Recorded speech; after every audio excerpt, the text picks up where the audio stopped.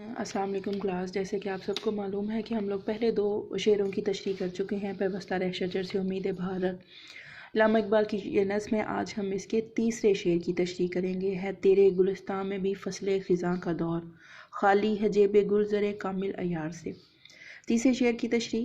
گلستان باغ، فصل خزاں، خزاں کا موسم، پتجھڑ کا موسم، خالی ہے جیب گل، پھول کی جیب مطلب اس کے اندر زردانے موجود نہیں ہیں، زر کامل عیار، خالص سونا۔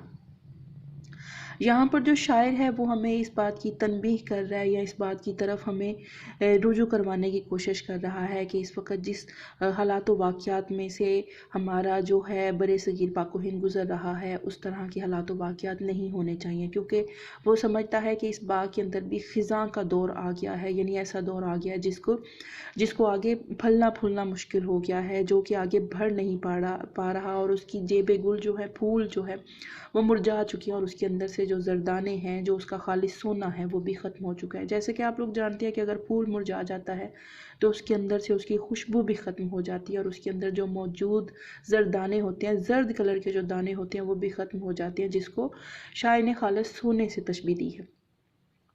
اب شاعر جو ہے یہاں پر بار بار ہمیں یہ تنبیہ کرتا ہوا اس نظم کے اندر نظر آ رہا ہے کہ ہمیں آپس میں جو ہے اتحاد و اتفاق سے رہنا چاہیے، ہمیں کوشش کرنی چاہیے ہم لوگ آپس میں مل جل کر رہیں اور تعصب نہ پھیلائیں۔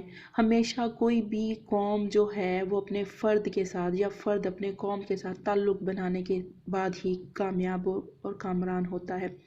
شاعر یہاں پر پہلے یہ بتانے کی کوشش کر رہا ہے کہ ملت اسلامیہ جو ہے زوال کا شکار ہو چکی ہے۔ اب جو لوگ ہیں، جو ملت اسلامیہ سے تعلق رکھنے والے لوگ ہیں، وہ خاموشی اختیار کر چکے ہیں۔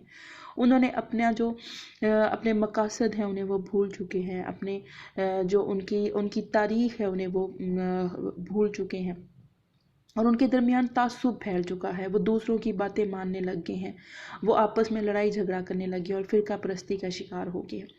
جیسے مختلف لوگوں میں ہوتا ہے کہ وہ کسی کو کہتے ہیں کہ میں تم سے بڑا ہوں اور میرے پاس زیادہ پیسہ ہے، میری ذات تم سے اعلیٰ ہے، لیکن اللہ تعالیٰ نے یہ ذاتیں تو صرف اس لیے بنائی کہ تاکہ ہم ایک دوسرے کو پہچان سکیں۔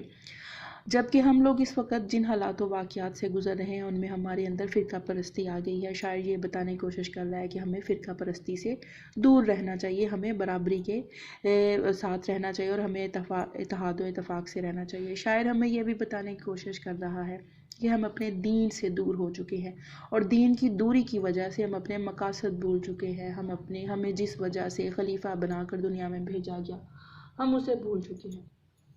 شاعر ملت اسلامیہ کے زوال پر روتا ہوا اور سبہاتا ہوا نظر آتا ہے۔ وہ سمجھتا ہے کہ اس وقت جو ہے امت مسلمہ جو ہے وہ زوال کا شکار ہو چکی ہے، تعصب کا شکار ہو چکی ہے، فرقہ پرستی کا شکار ہو چکی ہے۔ اس کے اندر اتحاد و اتفاق اس کے اندر تھا، وہ اس کو بھول چکی ہے، اور وہ اپنے دین سے دور ہو چکی ہے۔ شاعر کہتا ہے کہ تمہیں قرآن و حدیث کے مطابق چلتے ہوئے اپنے اندر وہ تمام باتیں پیدا کرنی ہیں جس کو اللہ اور اس کے رسول صلی اللہ علیہ وآلہ وسلم نے پسند فرمایا ہے۔ شاعر اس کے ساتھ ساتھ یہ بھی بتانے کی کوشش کر رہا ہے کہ تمہارا جو گلشن ہے، تمہارا جو باغ ہے، وہ باغ اسلام ہے، وہ اس وقت زوال کا شکار ہو چکا ہے۔ وجہ تمہاری اپنی کارکردگی ہے کہ تم نے خاموشی اختیار کر لی ہے۔ جو تمہارے ساتھ جو بھی کر رہا ہے تم اس پر بولتے نہیں ہو، تم آزادی کا پرچار نہیں کر رہے، آزادی حاصل کرنے کی کوشش نہیں کر رہے، تم نے غلامی کو اپنے اوپر مسلط کر لیا ہے۔ شاعر یہاں پر یہ بھی کہنے کی کوشش کر رہا ہے کہ اگر جو ہے ہم لوگ ہمارے دلوں کے اندر سے ایمان کی دولت چلی گئی ہے۔ شاعر یہاں پر یہ بھی بتانے کی کوشش کرتا ہے کہ ہم اگر پیوستہ رہ شجر سے امید بہار رکھ، شاعر ہمیں یہ بتاتا ہے نا، ہمیں اپنی اصل سے جڑے رہنا چاہیے، فرد کو قوم کے ساتھ جڑے رہنا چاہیے، ٹہنی کو جو ہے وہ درخت کے ساتھ جڑے رہنا چاہیے، اور وہی شخص کامیاب ہوتا ہے جو ان باتوں پر عمل کرتا ہے۔ اور خدا خود فرماتا ہے، خدا ان کی مدد کرتا ہے جو اپنی مدد آپ کرتے ہیں، اور اللہ تعالیٰ خود جو ہے محنت کرنے والے، کوشش کرنے والوں کو پسند کرتا ہے۔ اور اس کے علاوہ یہ بھی ہے کہ اللہ تعالیٰ کی رسی کو مضبوطی سے پکڑ لو اور تفرقے میں نہ پڑو، یعنی ہم اللہ کے اصول و ضوابط کے مطابق زندگی گزارے، اور تفرقے میں، لڑائی جھگڑے میں، ایک دوسرے کی ٹانگ کھینچنے پر ہم لوگ اپنا وقت ضائع نہ کریں، بلکہ اللہ کے اصول و ضوابط کے مطابق زندگی گزارے۔ शायर ये भी बताने की कोशिश कर रहा है, जैसे कि मैंने अहम नुकात में लिखा है, बातें करने से बेहतर है अमल किया जाए। शायर कहता है कि इस वक्त हमारे अंदर सिर्फ हम बातें करते हैं, हम अपनी तारीख की और आग पलटते हैं और अपनी तारीख की बड़ी बड़ी बातें दूसरों को सुनाते हैं, लेकिन उन पर अमल नहीं करते।